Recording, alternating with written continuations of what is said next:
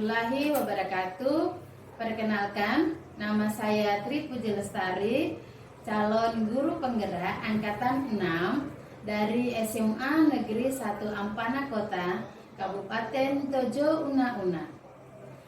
Kali ini saya akan membuat aksi nyata modul 2.3, yaitu coaching supervisi akademik, bersama dengan Bapak Kaifar, guru PKN kelas 10 di SMA Negeri 1 Ampana Kota. Assalamualaikum Pak Kaifar. Waalaikumsalam warahmatullahi wabarakatuh. Apakah Pak Kaifar hari ini sehat? Alhamdulillah. Alhamdulillah kalau begitu.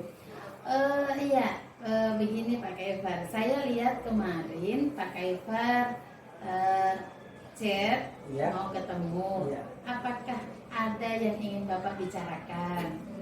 Iya, jadi maksud dalam video saya kemarin saya ngecek dulu, ada sedikit yang mau diceritakan. Oh iya, silakan. Ini mengenai tentang keraguan saya dalam memberikan materi saya masuk di kelas. Apakah dari materi yang begitu bagusnya Pak hanya ingin siswa itu paham saja dengan materinya Pak? Di sini tentu saya tidak hanya sebatas menginginkan mereka memahami, tapi saya menginginkan mereka bisa berpikir secara kritis mengenai tentang materi yang saya akan berikan nanti, di mana mereka bisa seperti saya sampaikan tadi, bisa mereka mengetahui, membedakan tentang ancaman dalam negeri, seperti contoh peredaran narkoba. Itu merupakan salah satu ancaman. Oh iya, ini di dalam kelas yang Pak akan masuk tadi ini, apakah siswa di dalam kelas itu kelas yang heterogen dari sukunya, dari agamanya? Ya, dari kelas yang nanti saya akan masuk ini mereka tentu pasti memiliki berbagai macam perbedaan. Ada beberapa agama, bahkan suku dalam kelas itu.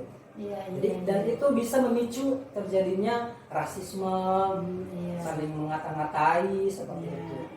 Yang jelas pembulian, rawan dari pembulian Pak ya. Karena pembulian itu berawal dari rasis dan diskriminasi dalam ruang lingkup kelas. Oh iya. Dengan kelas yang heterogen, terus materinya luar biasa. Saya senang dengan materinya ini Pak. Soalnya cocok dengan kelasnya. Nah, kira-kira strategi apa yang akan Pak terapkan di siswa agar siswa itu nyaman belajarnya, aman belajarnya, bisa sesuai dengan tujuan yang Pak ingin capai? Strategi yang ingin saya lakukan, yang saya ingin persiapkan ketika saya menjelaskan masuk ke kelas ini, di sini saya rencananya akan menggunakan teknik bagi kelompok.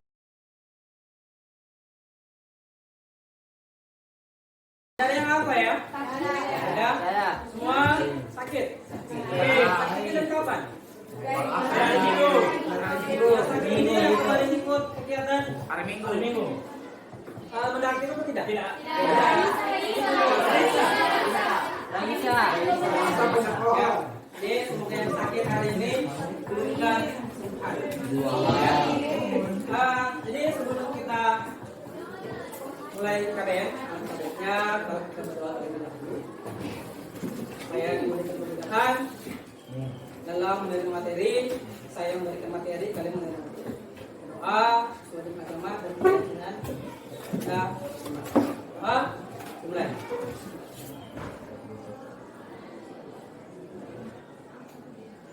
Doa selesai. Kemarin terakhir materinya kita sampai di mana? Bagi kelompok ya? Ya, kita kemarin sudah melaksanakan kerja ulangan harian ya? Saya sudah mengetahui hasilnya. Ya, jadi saya harap yang kemarin mungkin ada beberapa di antara kamu yang tidak memenuhi KKM satu tahasan, ya, ada remedialnya. Ya, jadi namun sebelum kita materi, Lihat konfirm kamu kayak itu semangat kamu. Ya, kamu kalau lelah, lesu. Apa lagi? Ya, Ismail. Jadi sebelum kita ke materi, saya minta untuk berdiri semua. Ya, kelompok asal. Kelompok asal terdiri dari 5 program.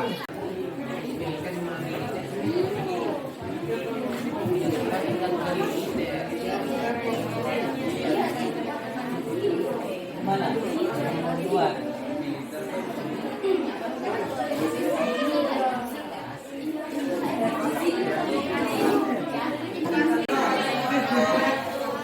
Saya sebagai perwakilan dari kelompok 1 akan membacakan hasil diskusi kami. Yang pertama itu Silakan kalian cocokkan dengan apa yang kalian punya. Saya diskusikan tadi. Pertama, menggunakan kapal senjata itu masuk dalam negeri, luar negeri.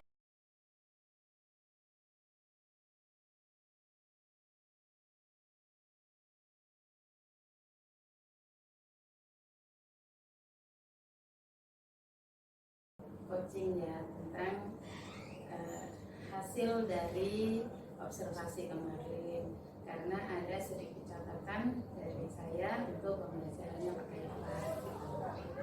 Nah, menurut Pak Kaifar, apakah pembelajaran yang kemarin itu menurut Pak Kaifar ya itu sudah berhasil atau tidak? Setelah saya melakukan pembelajaran dengan metode yang saya rencanakan, itu saya pikir alhamdulillah berhasil. Karena kalau dibandingkan dengan pembelajaran yang sebelum-sebelumnya, ya masih banyak siswa yang tidak memperhatikan apa yang saya jelaskan. Setelah saya melakukan metode dengan pembelajaran seperti itu, alhamdulillah kemarin itu hampir semua siswa itu memperhatikan apa yang saya berikan, apa yang saya jelaskan. Ya. Kalau dihitung skala, ya, skala 1 sampai 10, itu keberhasilannya Pak Kaifar mengajar ada di mana? Skala 8,5. 8,5. Ya. Kenapa ada di 8,5? Ya, karena seperti saya bilang tadi masih ada juga beberapa siswa yang tidak memperhatikan, yang masih mungkin masih sedikit bermain dengan apa yang saya berikan, apa yang saya jelaskan mengenai materi yang kemarin saya jelaskan. Dari 8,5 itu berarti tingkat keberhasilannya sudah tinggi. Nah, menurut Pak Kaifar, kekuatan apa yang membuat tujuan pembelajarannya Pak Kaifar itu kuat, yang berhasil? Pertama, mungkin siswa sudah siap dalam menerima materi, dalam menerima pelajaran. Dan di sini juga saya sudah menyediakan materi, metode seperti menyediakan materi melalui PowerPoint dengan menggunakan metode bagi kelompok dengan menggunakan metode jigsaw. Metode jigsaw itu, kalau kemarin saya sudah melihat pembelajaran dan anak-anak juga sudah aktif, ada juga yang belum aktif kan. Nah, apakah menurut Pak Kaifar yang belum aktif tadi, apakah itu merupakan halangan buat Pak Kaifar atau bukan? Pasti itu pun, kalau misalnya halangan pasti itu menjadi halangan, karena metode pembelajaran yang saya lakukan belum masuk dalam rencana pembelajaran saya. Maksudnya belum sepenuhnya? Iya, belum sepenuhnya masuk dalam FFI. Oh iya, jadi belum sepenuhnya ya. Menurut Pak Kaifar itu berhasil, ya. Walaupun sudah berada di skala yang tinggi. Ya. Nah, untuk ketidakberhasilan tadi, yang skala kecilnya tadi, solusinya Pak Kaifar bagaimana? Untuk solusi mengatasinya? Saya melakukan merencanakan dengan membuat RPP sesuai dengan memasukkan metode pembelajaran sesuai dengan yang di RPP. Maksudnya Pak Kaisar, apa yang Pak Kaisar lakukan itu harus Sesuai dengan RPP. yang di RPP. Oh iya. Dalam perencanaan ke depan, gitu ya, perencanaan ke depan untuk RPP-nya Pak Kaifar itu, tadi kan Pak Kaifar bilang ketika mengajar belum sesuai sepenuhnya dengan RPP. Nah, apa yang akan Pak Kaifar lakukan untuk perencanaan ke depan? Saya akan musyawarah dengan para guru yang ada di sini MGMP, khususnya mungkin mata pelajaran PKN, saling koordinasi, konsultasi, berbicara mengenai tentang RPP ini nanti pembelajaran. Jadi melibatkan Ya, guru MGMP. Nah, dalam perencanaan tadi untuk komunikasi dengan konsultasi dengan NGMP, prioritasnya Pak Kaifar di RPP itu apa yang akan Pak Kaifar tekankan?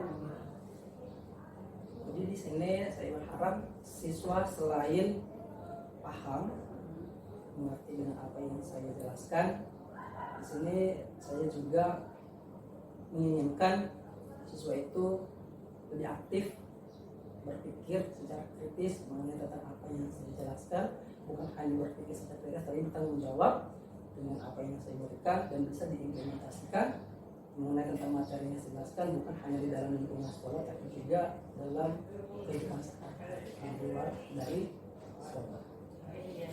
Nah, dalam keinginannya Pak Kaifar untuk siswanya harus paham, kritis, terus bisa mengimplementasikan dalam kehidupan sehari-hari, strateginya Pak Kaifar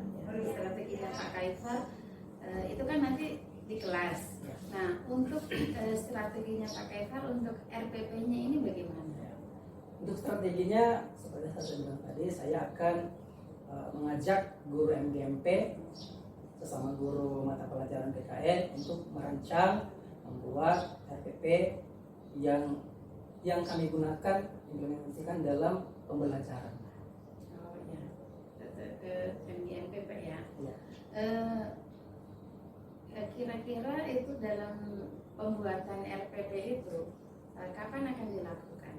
Rencananya setelah melakukan pembicaraan awal semester kami akan melakukan suara mengenai tentang pembuatan RPP tahun ajaran baru. Oh, iya. Menurut Pak Kaifar, ketika dalam MGMP itu sudah membuat RPP yang seperti Pak Kaifar inginkan, semua yang dilakukan di kelas itu ada di dalam RPP, kira-kira berhasil tidak? Akan berhasil apa tidak? Saya yakin pasti akan berhasil. Nah, dari yang kemarin-kemarin aja itu sudah banyak sekali siswa-siswa yang memperhatikan, berpikir apa yang saya masukkan dalam RPP ini saya harap bisa membuat siswa mengerti, paham dengan apa yang saya jelaskan, dan ini bisa membuat satu keberhasilan bagi siswa. Ya. Apakah keberhasilan itu ini tentang RPP yang dirancang dengan MGMP kan? Apakah keberhasilan itu hanya untuk Pak Kaifar atau mungkin guru lain bisa ini? Tidak, saya berharap di sini apa yang kami buat dengan RPP ini bukan semata-mata hanya untuk saya, tapi bisa diimplementasikan, bisa diterapkan, dilakukan oleh guru-guru lain. Jadi